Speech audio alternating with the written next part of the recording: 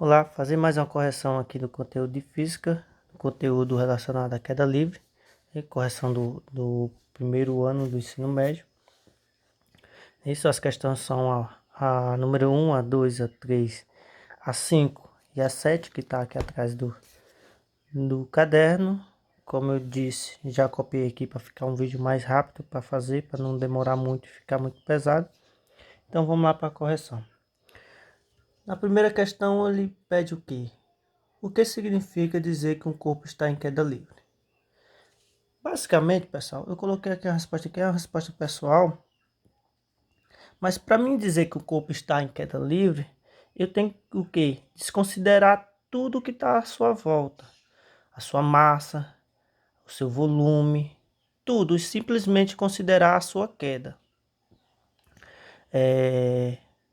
Basicamente o quê? A resistência que tiver, a do ar também, eu posso desconsiderar. Simplesmente eu considerar a força que atrai ele. No caso aqui da Terra, a força da gravidade. Ou seja, eu vou considerar meu objeto no vácuo, sem nenhuma interferência. Isso é que eu vou afirmar quando um objeto está em queda livre. Vou considerar pelo menos somente a força que o atrai. No caso aqui é a gravidade, que é em torno de 10 metros por segundo ao quadrado, que ela vai ser a aceleração obtida por ela, certo? Aí, simplesmente eu vou desconsiderar tudo o que está à sua volta, simplesmente eu vou considerar a sua queda. Na segunda questão, ele pede o quê? Explique por que ao abandonar uma folha de papel e uma moeda ao mesmo tempo e da mesma altura, a moeda chegará ao solo em um intervalo de tempo menor. Por que ocorre isso? Já nesse caso, pessoal, já teve resistência durante os dois objetos, tanto na moeda e na folha de papel. Só que a moeda vai apresentar uma menor resistência. Uma menor resistência. Por quê? Porque seu volume é menor, talvez o seu peso é maior, sua massa é maior, seu volume é menor, porém o vento vai interferir ele menos durante sua queda.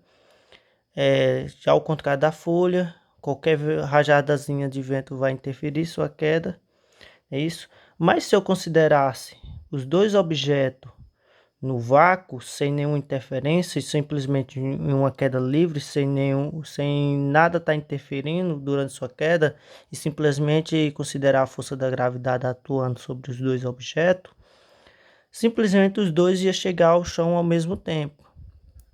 Se você tiver a curiosidade, faça esse experimento. Pega a folha, destaca uma folha do seu caderno, pegue um objeto menorzinho, que tenha menos resistência, e lança na mesma altura.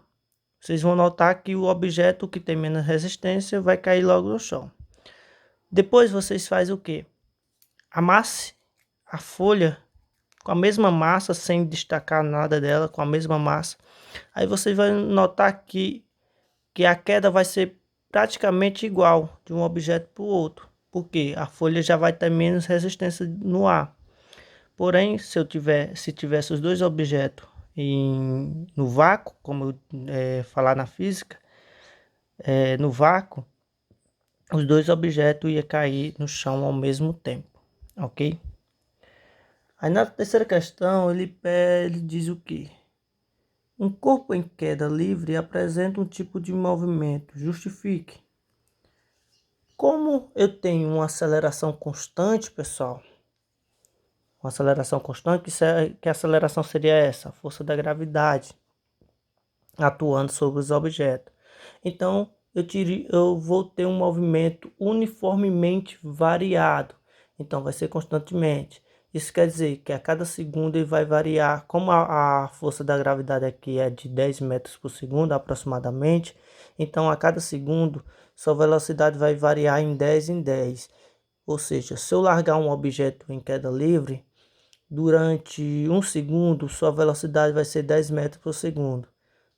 Durante 2 segundos, sua velocidade vai ser 20 metros por segundo e assim por diante. Se ele continuar caindo durante 8 segundos, naquele instante de 8 segundos, sua velocidade seria 80 metros por segundo. Certo? Então, o movimento é uniformemente variado, porque apresenta uma aceleração constante.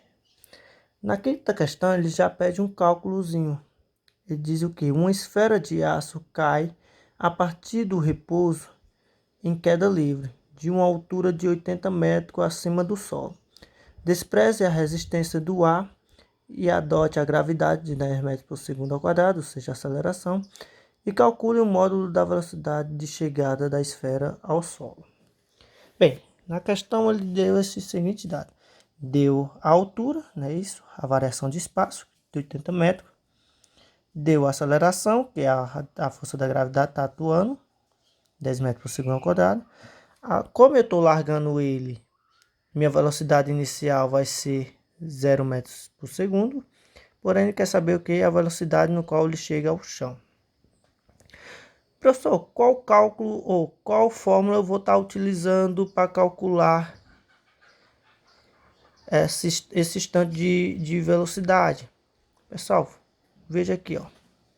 Variação de espaço, aceleração, velocidade inicial e velocidade final. Lembre lá das equações do M e o V. Quais são elas? A que relaciona a velocidade com o tempo, que é o que? A velocidade final igual a velocidade inicial mais a aceleração vezes o tempo. Tem uma outra que relaciona a distância com o tempo. Espaço inicial, o espaço final é igual ao espaço inicial mais a velocidade inicial vezes o tempo mais a aceleração dividido por 2 vezes o tempo ao quadrado. E quando ele não me dá o tempo, é a equação de Torricelli, onde a velocidade final ao quadrado é igual à velocidade inicial ao quadrado mais 2 vezes a aceleração vezes a variação de espaço. Então, vocês vão ver qual dessas equações vai se encaixar. Você recolhe os dados e vai ver qual dessas equações vai se encaixar no seu cálculo. Vamos ver qual que vai se encaixar nesse aqui. Notem que ele quer saber o que? A velocidade final. Porém, tem a inicial, tem a aceleração e tem a variação de espaço. Só que ele não me deu o tempo que esse objeto, essa esfera, levou para até cair e atingir o solo. Então, já que ele não me dá o tempo e quer saber a velocidade final, a inicial ele tem, a aceleração ele tem e a variação de espaço ele tem, qual eu vou estar utilizando? A equação de Torricelli. Ele quer saber a velocidade final, tem a inicial, o 2 é da fórmula, a aceleração ele tem e a variação de espaço também ele tem. Feita aqui as substituições, velocidade final ao quadrado, ele quer saber, vai continuar a mesma coisa, é igual a velocidade inicial ao quadrado, que é 0 ao quadrado, automaticamente aqui vocês viram que eu cortei, porque 0 ao quadrado vai se anular, isso. Mais 2 vezes a aceleração, que é da gravidade, é 10, vezes a variação de espaço, ou seja, nesse caso a altura de onde esse objeto foi largado. Então, velocidade final ao quadrado vai ser o quê? 2 vezes 10, 20 vezes 80, 1.600. Então, velocidade final ao quadrado é igual a 1.600. Vou extrair aqui, o inverso da exponenciação é a raiz. Então, velocidade final é igual a raiz quadrada de 1.600. Então, velocidade final é igual a 40 metros por segundo. Dando continuidade aqui.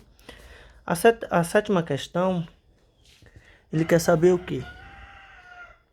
Um grupo de alunos encontra-se na quadra de esporte da escola, que fica no último andar do prédio.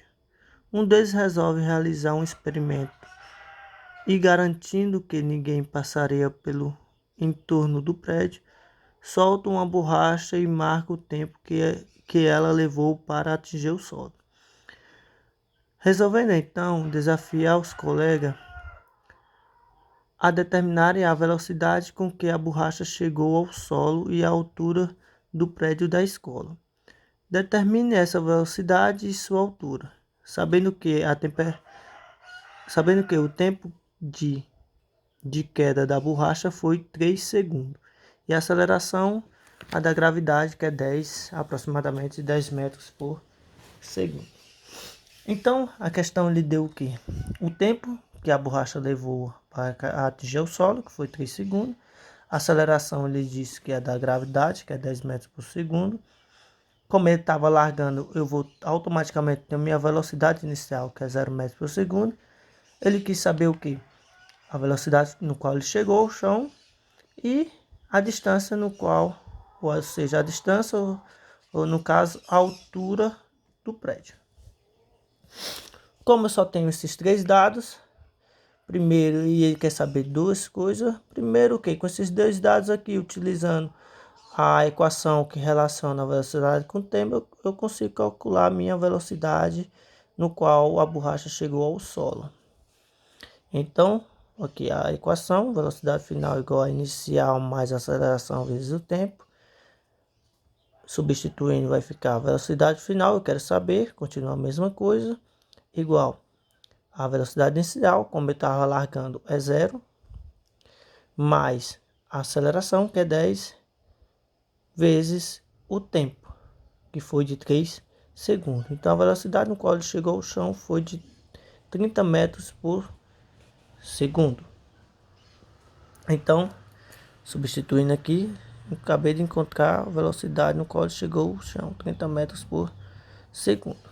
Agora, com esses dados aqui, eu posso estar utilizando tanto a equação de Torricelli e tanto a equação que relaciona a velocidade com o tempo. Então, vamos utilizar, como na outra questão eu utilizei a equação de Torricelli, vou utilizar aqui relaciona a velocidade com o tempo. Então, ficou o seguinte, variação de espaço, já simplifiquei porque ficou espaço final menos o inicial, tudo. Quando você fizer, vai ficar uma coisa só. Então, simplificado, ficou variação de espaço igual a velocidade inicial vezes o tempo, mais a aceleração dividido por 2 vezes o tempo ao quadrado, onde a variação de espaço, ou seja, a altura, é igual a velocidade inicial, que é 0, vezes o tempo, que é 3, mais a aceleração, que é 10, dividido por 2, vezes o tempo, que é 3, ao quadrado. Então, a variação de espaço é igual, elimino, não é isso? 10 dividido por 2 é igual a 5, vezes 3 ao quadrado, 9. Então, variação de espaço é igual a 45 metros. Vamos ver se realmente, utilizando a equação de Torricelli, se bate. Como vocês estão vendo aqui, bateu, não é isso?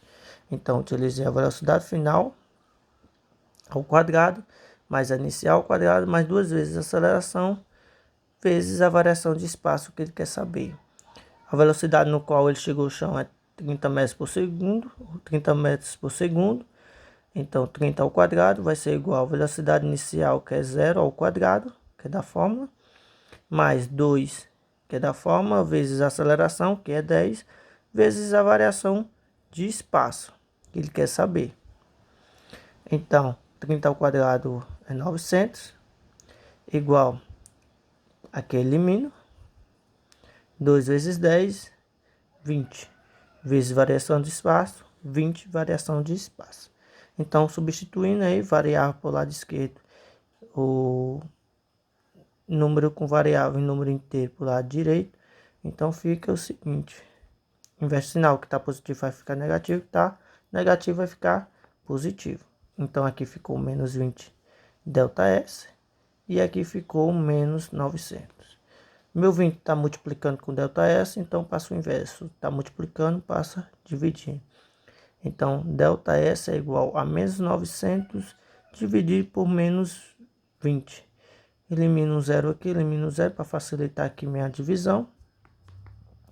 90 dividido por 2, 45. Menos por menos, mais. Então vai dar 45 metros. Então bateu, não é isso, pessoal? Então a altura no qual a borracha foi lançada foi 45 metros. E a velocidade no qual ela chegou ao chão foi de 30 metros por segundo. Ok, pessoal? Então, espero ter ajudado. Até a próxima correção.